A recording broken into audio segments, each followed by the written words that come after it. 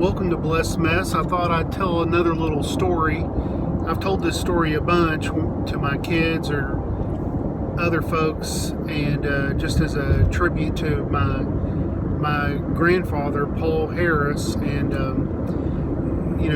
he grew up in Fort Smith, Arkansas, and as a kid, he was already retired when I was like, 4, 5, 6 years old. He was already retired. He'd been a cab driver his whole life, and he was a World War II vet, but he was a cab driver and in this little town. And my memories of him are always sitting at the kitchen table, reading the paper, starting at the headlines and going to the very, reading all the classifieds and the funny pictures and all that, reading the comic strips. So I remember him doing all that and doing the word puzzle and doing all that stuff, doing the crossword and all the other word puzzles. And as a kid, I just remember him reading, and I couldn't read yet, so I have really clear memories of even when I was 2 and 3 years old. I mean, very clear, vivid memories. So I know I couldn't read yet. And so I was always wondering, why is he with this newspaper? And what is he learning about? And so I would always ask him, what does the headline say? Or whatever. And he would tell me exactly what he would say,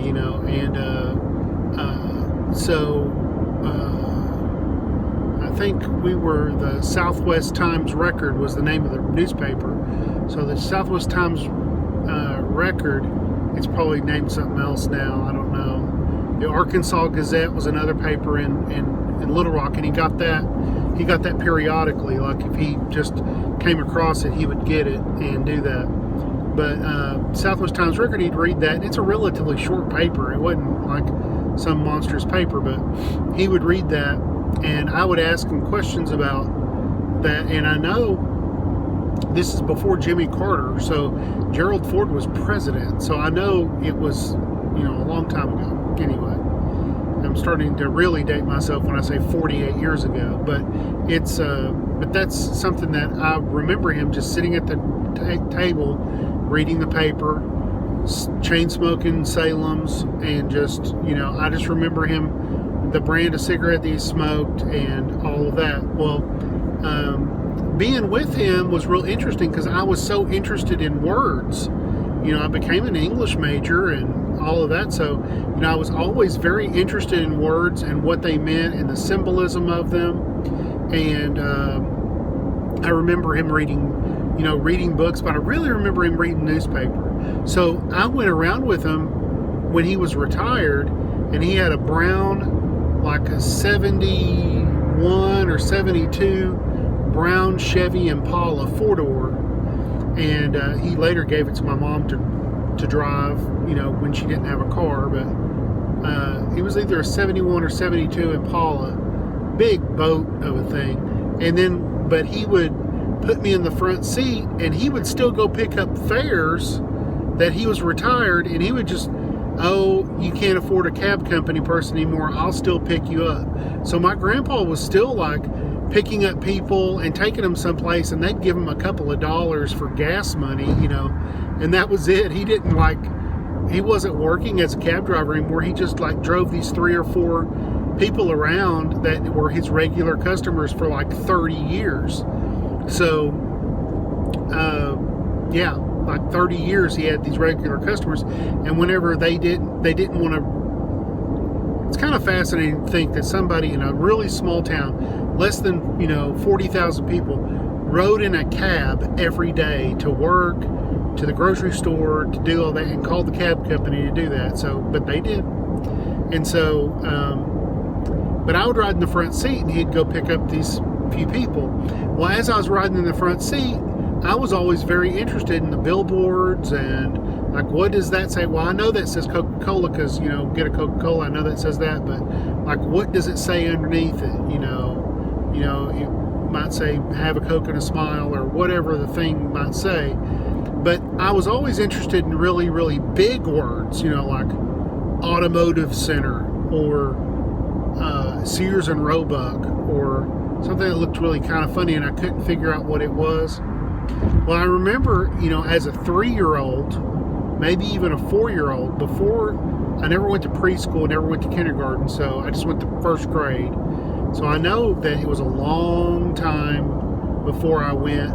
I could write and do my letters and my numbers and write out sentences. My mom helped a lot with that too.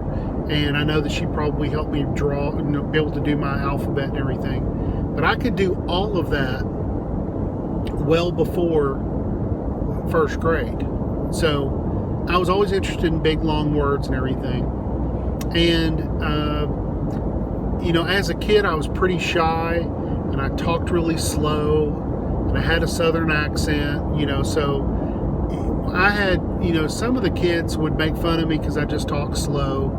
But my mind was fast, just the words didn't come out very fast. And so I remember being in first grade and we having a spelling contest and spelling test. We had a spelling test and I got all the words right. And it happened maybe 4 or 5 times in a row. Maybe we did it twice a week or something. 4 or 5 times in a row, I got all the words right. And, 20, maybe 10, 20 letters, 20 words. And so my teacher was like, how are you getting all these right? You've not missed any. How are you doing it? And I said, well, I just know the words. Like if you told me automobile, I know it. I know how to spell it. And she's like, how do you know these words? And I'm like, well, my pawpaw takes me and we read billboards and we read the newspaper.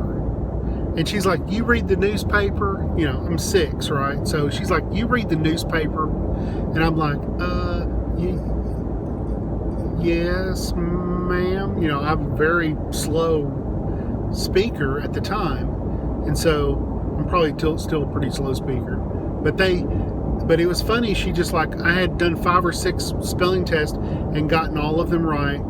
So then she gave me words that were like 3rd and 4th grade words, right?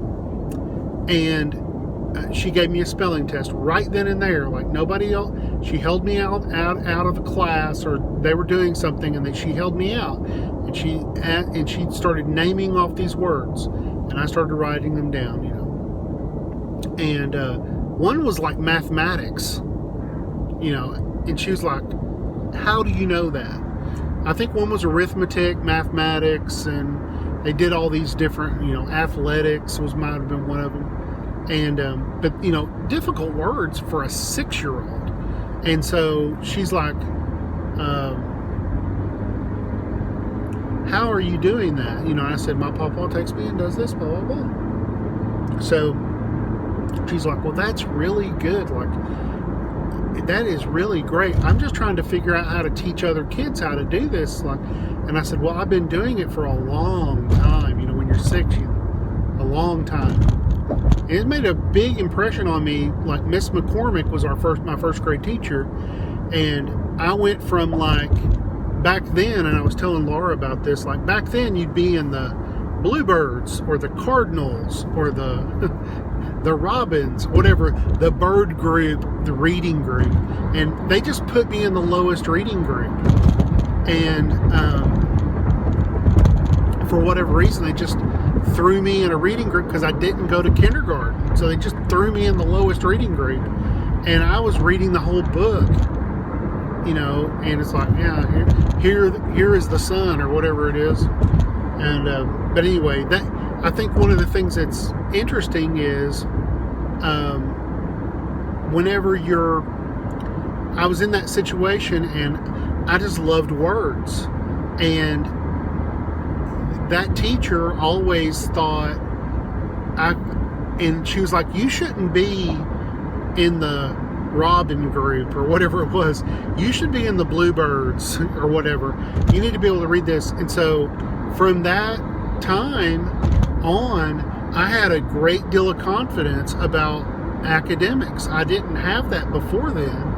And so in first grade, I just basically went and did really well in school. I loved being in school. And it's so there was very little testing back then. It was just like, oh, he didn't go to kindergarten, put him in the lowest group, or this person acts like this, he's a troublemaker, and he taps his pencil too much, put him in that group. There just wasn't a lot of that where I was. But I want to thank my mom and my dad and my grandparents for like instilling, the love of education in me at a really early age. So I just want to say thanks for listening to my little story about reading. And if you've got a little one in your life where they're trying to learn, don't give up on them. Just keep on trying and find something that will spur their interest, whatever it is, science, math, reading, whatever it is. God bless.